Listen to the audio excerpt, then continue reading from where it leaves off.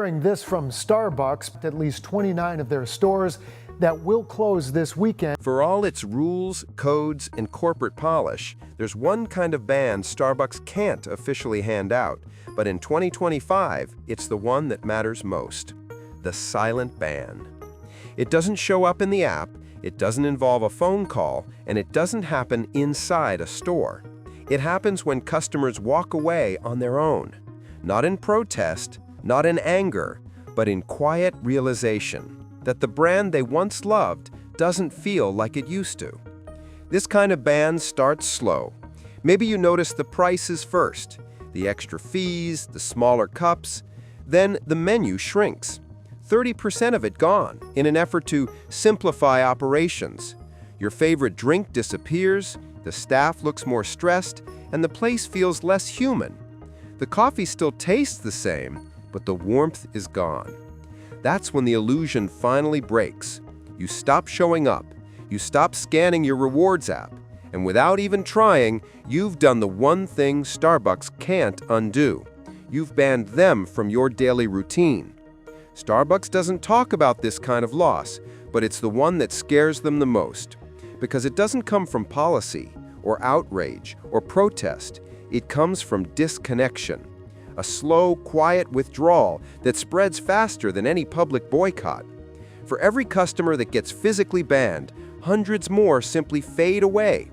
They find smaller cafes, local spots, or just brew their own coffee at home. And here's the twist. This silent rebellion is exactly what Starbucks tried to prevent with all those rules. The surveillance, the app integration, the loyalty points, all of it designed to keep you inside the system, to make every cup feel like part of a lifestyle. But the harder a company tries to control its customers, the faster it loses the human touch that kept them coming back. That's the paradox. The company that built its empire on connection is now losing it, one over-regulated latte at a time. So, if you really want to get banned from Starbucks in 2025, you don't need to break the rules. You just have to stop playing the game. In the end, getting banned from Starbucks isn't about what you do, it's about what the company's become. A place that once celebrated individuality now filters it.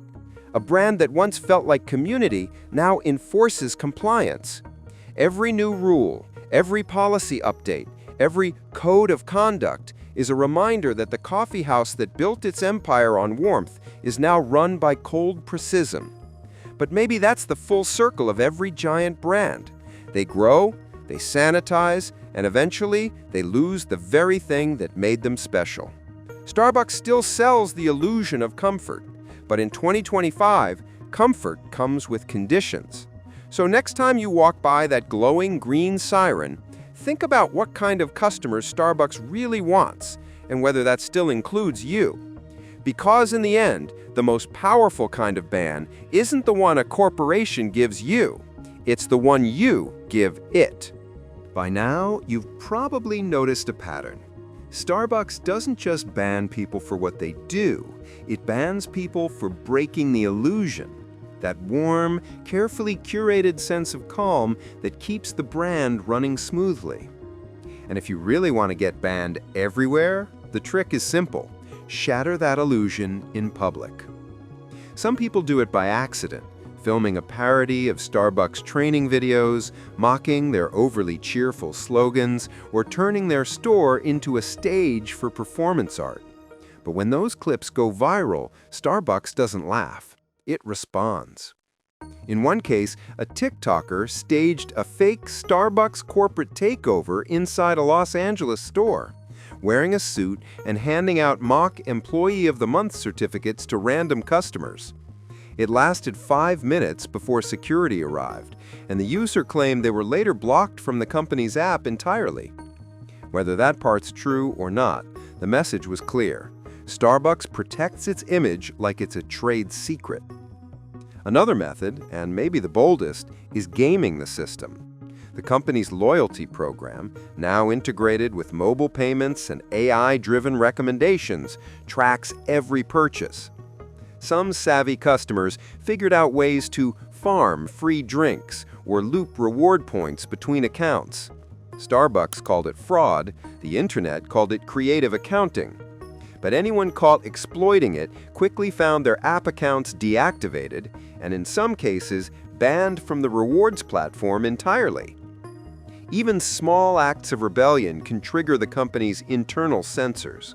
Baristas have quietly shared that store managers now report repeat problem customers directly through an internal dashboard, complete with digital notes. Complain too much, refund too often, or repeatedly forget to pay for refills, and your name starts to travel farther than your neighborhood cafe. Starbucks might not advertise it, but in 2025, its network is more connected than ever. All of this points to one truth. Starbucks isn't just selling coffee, it's selling an experience. Every element, from the music to the lighting, is engineered to feel effortless, predictable, and calm. Disturb that balance, and you don't just annoy a manager, you challenge the entire business model. Because Starbucks runs on the illusion of control. And anyone who exposes how fragile that control really is, that's who gets banned the fastest. But there's one final way to break that illusion completely. One last move that takes the ban game to its ultimate level. It doesn't involve breaking a rule, or shouting, or even stepping inside a store. It's quieter, more personal. And it's something Starbucks can't fully stop. Here's where things start to get uncomfortable. It's one thing to get banned for vaping or saying the wrong name, but in 2025, you can also find yourself on Starbucks' bad side for something far more serious, questioning how they do business. Earlier this year, reports surfaced from Brazil that shook the company's carefully polished image. Workers on farms supplying Starbucks were allegedly subjected to forced labor conditions, long hours, poor housing, and withheld wages. The company claimed it had no knowledge of the abuse and promised to investigate, but by then, the headlines had already done the damage. The moment those reports went public, Starbucks fans split in two. Some defended the company, saying it couldn't possibly control every farm in its supply chain. Others weren't so forgiving. They began showing up to stores, leaving flyers, and confronting managers about the scandal. Those customers didn't get refunds. They got warnings. Some were even told they were disrupting the business and asked not to return. It wasn't an isolated reaction. Starbucks has always been sensitive about its image, but in recent years, it's become hypersensitive. Discussions about labor rights, ethics, or sustainability can quickly cross the line from concerned customer to unwelcome guest. The irony is hard to miss.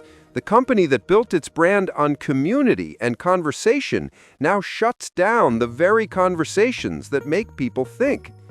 And it doesn't stop with customers. Employees who tried to unionize under Starbucks Workers United have faced their own share of retaliation. Strikes, suspensions, even store closures followed in some regions. The message is subtle but clear. Challenge the system, and the system will erase you. That attitude trickles down to the customer experience. Bring up unions, ask about fair wages, or hand out flyers about ethical sourcing, and you're not just making a point. You're stepping onto corporate property that operates like a controlled ecosystem. Every smile, every song on the playlist, every perfectly spaced table, it's all curated to feel effortless. But the second you pull back the curtain, that illusion cracks. So yes, if you really want to get banned in 2025, don't yell, don't vandalize, don't even make a scene. Just walk in and ask the wrong question. Because Starbucks doesn't fear bad behavior, it fears bad press. And if calling them out gets you canceled, the next way to get banned takes it one step further, breaking not just their rules, but their carefully designed reality. It sounds harmless enough, ordering a drink and giving your name. But in 2025, even that simple step can get you flagged. Starbucks' Call My Name feature, once a fun little personalization gimmick, has quietly turned into a digital minefield. Earlier this year, reports surfaced from South Korea that the company was banning certain names customers tried to use, especially political ones. Starbucks claimed it was to avoid controversy, but the effect was immediate.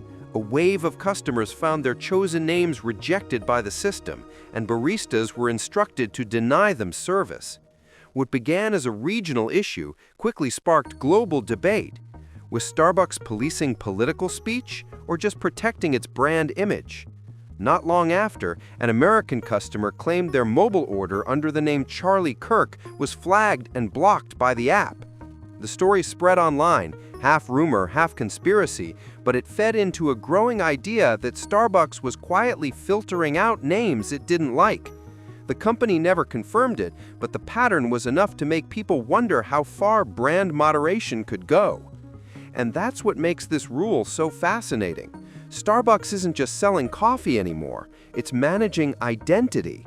The name you give, the message on your cup, the words you say inside the store, all of it could be filtered, flagged, or rejected if it feels off-brand. The company's reasoning? Maintaining a positive customer environment. But to some, it feels like something else entirely, a subtle form of corporate censorship. It's part of a much bigger shift. After years of controversies around social and political issues, Starbucks seems determined to scrub its stores of anything unpredictable. Political stickers, slogans, or statements on cups are quietly banned. Even employees have been told to avoid political conversations at work, a direct response to public criticism during previous election cycles. So yes, if you want to get banned in 2025, try ordering a frappuccino under the name of a controversial figure or make a cheeky comment about politics at the counter. Starbucks won't argue, they'll just delete the order and move on. But this kind of control raises a bigger question. If a coffee company can decide which words are acceptable, what else can it choose to silence? And that brings us to the next way to get yourself banned, a move that has nothing to do with words and everything to do with where your coffee actually comes from. If hanging around without buying anything will get you kicked out, these next moves will make sure you never come back. Starbucks calls them conduct violations, but they're really just the fastest route to a permanent ban. It starts with vaping. What used to be a quiet puff in the corner is now treated like setting off a smoke alarm. Under the new rules, even taking out a vape pen can trigger removal. Employees are told to document every incident, and repeat offenders get flagged in the store system.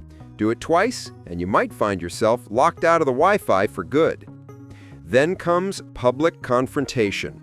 Raise your voice, argue about an order, or film a dramatic complaint, and you'll cross a line the company doesn't forgive easily. In 2025, Starbucks invested heavily in staff training programs after viral outbursts made national headlines. Now, if you create a scene, the baristas won't debate you. They'll record the incident, report it, and corporate security handles the rest. Customers who make it onto that list rarely return. And here's the one almost no one expects: panhandling or solicitation inside a store.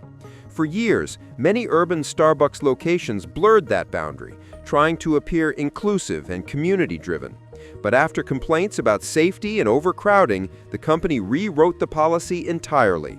Today, even quietly asking for a few dollars can be enough to get you banned nationwide. It's not just a store rule, it's in the official code of conduct, printed in every training manual. These policies might sound harsh, but they're part of a broader corporate strategy.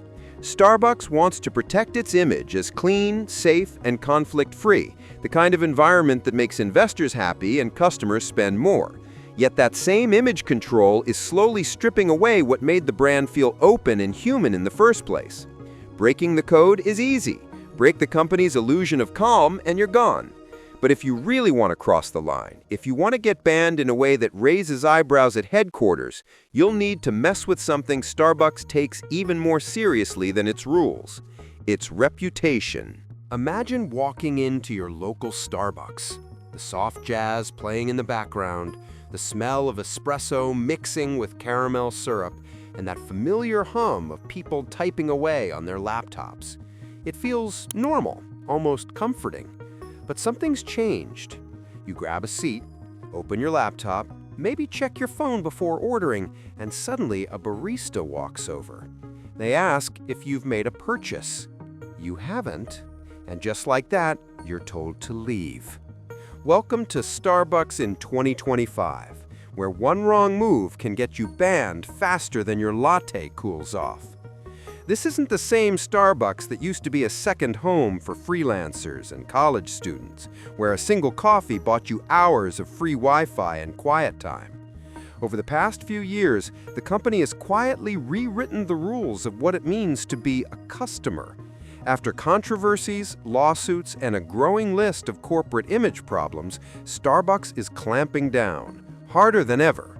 From political name bans to menu cuts, new codes of conduct, and even rumors of surveillance-driven behavior tracking, Starbucks has become a company obsessed with control. The brand that once sold comfort and community is now policing both. So today, we're going to explore what it really takes to get banned from every Starbucks in 2025. Some of these are funny, some are ridiculous, and some are very real policies that are being enforced right now. But behind every rule and restriction is a story, one that says a lot about how Starbucks sees its customers and what kind of company it's turning into. So grab your coffee, or don't, that might be your first mistake, because this is 10 things you should do if you want to get banned from every Starbucks in 2025. It all starts with Starbucks' brand new Code of Conduct. On paper, it sounds simple. A few updated rules to maintain a safe and welcoming environment. But in practice, it's the quickest path to getting banned. The most common offense? Hanging around without buying anything. For years, Starbucks was the unofficial co-working space of the world, a free office with caffeine. But after a series of viral incidents and rising costs, that era is over. The company quietly reversed its open-door policy, and now to even sit down inside a store, you have to be a paying customer. It doesn't matter if you've been coming there for a decade. If your cup is empty, so is your welcome. The change sparked a wave of frustration online. Regulars complained about being treated like loiterers in places they'd spent thousands of dollars over the years, but Starbucks stood firm, claiming it was about safety and consistency. Ironically, it's also about profit. More turnover, more orders, fewer freeloaders. So if you want to get banned, step 1 is simple. Take a seat, open your laptop, and don't buy anything. You'll be escorted out before your Wi-Fi connects. Then there's the second mistake, bringing your own drink. Whether it's a bottle of water or a rival coffee brand, outside food and beverages are now strictly prohibited. It's part of that same code of conduct, and staff are told to enforce it. So if you really want to make a statement, walk in sipping on a Dunkin' iced latte. You won't even make it to the counter. And finally, one of the most surprisingly common reasons people get kicked out, trying to use the restroom without ordering. It's an old debate that Starbucks used to lean lenient on, especially after public backlash years ago. But in 2025, that leniency is gone. The restrooms are now officially for customers only, and staff have the right to deny access. Some stores even lock them behind code pads that print only after a purchase. So to sum up, sit too long, bring your own drink, or try to sneak a bathroom break, and you're already 3 strikes in. The rules may sound small, but they represent something much bigger. Starbucks tightening its grip on what being a customer really means. But those are just the easy ways to get yourself kicked out. The next ones, they'll get you banned for good.